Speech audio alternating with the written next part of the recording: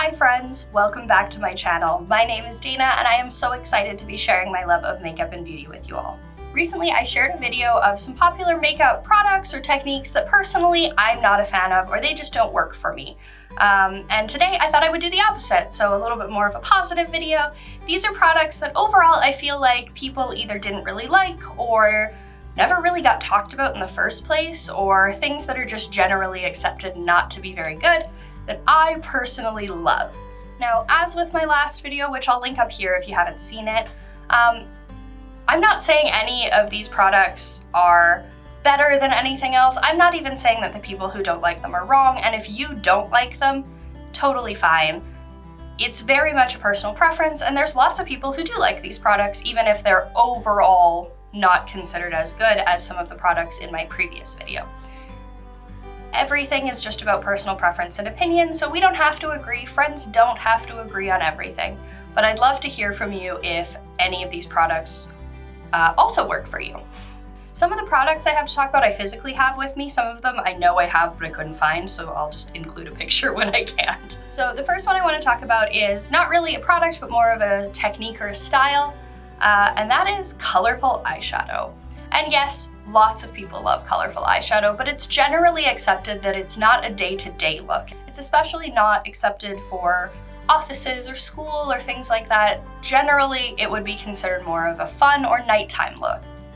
I don't do that myself. I quite like bold eyeshadow. That's a preference of mine. I also recognize that I'm very lucky to work and go to school in places where they don't particularly care about what makeup we're wearing, as long as we're, clean, polished, put together, and professional. It's not really an issue, and I understand that that is not the case for everybody. But for myself and in the areas that I like to be, I love to wear bold eyeshadow. I do think this is a daytime look. I think bold eyeshadow is fun. Next, I have the Melt Digital Dust Blush Duo. I have mine in Buzzkill. I know I have it. It's somewhere. I couldn't find it this morning, so there's a picture up there for you. I don't think this got really bad reviews, but overall it was pretty mixed. There wasn't a ton of people who were really, really into it, and there wasn't a ton of people who really, really hated it. But overall, I saw a lot of reviews of people saying it's really subtle, it doesn't have a lot of pigment. I disagree. Personally, I find this blush to be very impactful. I find I just have to use it right. I find if I use it with a really soft, fluffy blush brush, it doesn't work very well, but a nice, dense blush brush, almost one you would use like to buff in foundation, flawless. I love that blush. I do think it's one of the best blushes I have, personally, and it just didn't get the love that I thought it deserved. The next one is the updated Bite Agave Plus Lip Balm. Now, I know why people were really upset when they reformulated. The original had such a cult following, and it was really good. I fully loved the original as well. Personally, this one is better. I like it better. I think it is more hydrating, I think it lasts longer, and I think it doesn't pill up on my lips the way the old one did. The old one was great. I loved that one too, but personally, I think the new one is better. And I'm not sure if all of the negative hype this one has gotten is because it actually doesn't work as well for some people, or if people were just so loyal to the original that they didn't like this one on principle. I don't know. Personally, I feel like this one is really good, and I think it got a lot of unnecessary hate when it was reformulated.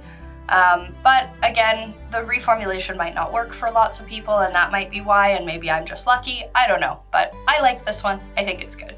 The next one I have here isn't really a specific product, it's more of a category, but as a general rule, I've seen people move away from sparkly highlighters. The trend now is that glossy, wet look, and that's fine. It's cute. I will admit, it's adorable.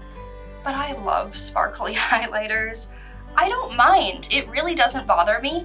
I know a lot of people don't wear them because it exaggerates texture on their skin, and definitely if you're doing photo shoots or filming and you're trying to look flawless, it can do that. But day to day, I have texture because I have skin. I don't care. It's fine. If people are kind of weirded out by the texture on my cheeks, they've got much bigger problems to worry about. I don't care. I like sparkly highlighters. One of my favorites is the Kaleido Star Surfer. This one is not truly glittery, but it's sparkly. It definitely has sparkle to it, not the same as like a glossy highlighter would, but I love it. I love that look. So for me personally, I am a big fan of sparkly highlighters, and I don't care if they're not on trend. I like them. This is the Hourglass Edit Sculptor Face Quad. Again, I have this, I cannot find it this morning. I'm in the process of starting to pack up some of my makeup for my move in the next few weeks, and it's not going well, so everything's sort of lost. But when I got this in my Beautylish Lucky Bag, I was actually really disappointed because I'd already seen it on sale, and I didn't think like, if it's already on sale and it was from that season, how bad is it?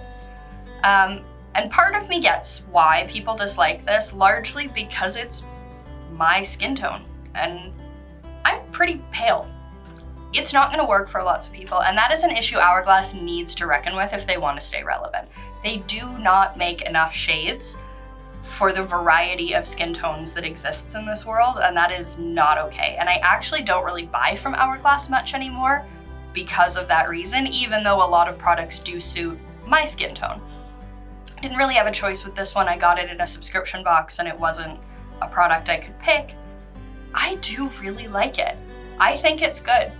Again, it works for my skin tone, which means it's not gonna work for the overwhelming majority of skin tones who are deeper than me, but I like it. I think it's good quality and I am gonna keep using it. I think these have been discontinued now, but these are the Too Faced Peach Puff Diffused Matte Lip Colors. I never really heard anybody overtly hating on these products, but I didn't really hear any good reviews. Most people were just sort of meh about them. And a lot of people were kind of freaked out by the puff thing. I get that, that's not necessarily particularly sanitary, and you do have to take extra care when you're applying your lip color because of that. I loved these. I thought they were phenomenal.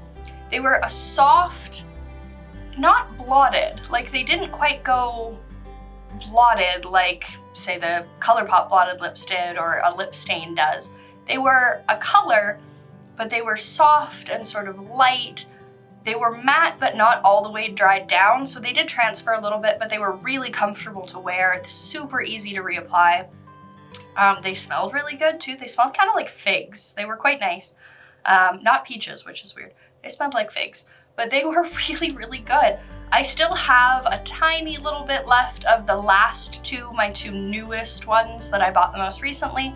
I had 4 of them, but I have had to get rid of a couple because they were expired. I really, really loved these, and I'm so sad they're discontinued. This next one is one I've heard some pretty mixed reviews on as a whole, but I've seen a few big YouTubers really dislike this palette. In particular, Angelica Neekfist put this like right at the bottom of her 2020 palette ranking, and that is the Melt 420. I don't understand the hate this palette gets. I really don't. The one shade in here, the shimmer called Shatter, it's not great. It's pretty hard packed in the pan already, so it's really susceptible to hard panning, and it just doesn't show up that great. But there's only one shimmer in here. Every other color in here is phenomenal. They're pigmented and rich, they're bold, they're impactful, they're soft, and they're really easy to blend. I love this palette. I'm not sure if I got like a weird one, like if the formula changes palette to palette and like mine is weird, but I don't understand why this gets so much hate. This was a freaking fantastic palette, and I love it.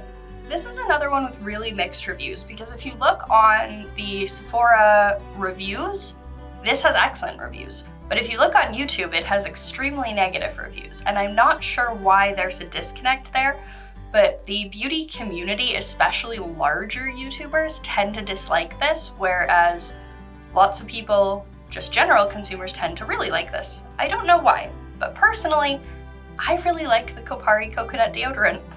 I know that's not a makeup product, but I love this stuff. I have very, very sensitive skin, and it doesn't seem to be specific allergies. There's just certain things that set it off, and lots of deodorants do that. Lots of them give me just skin irritation, and I hate them.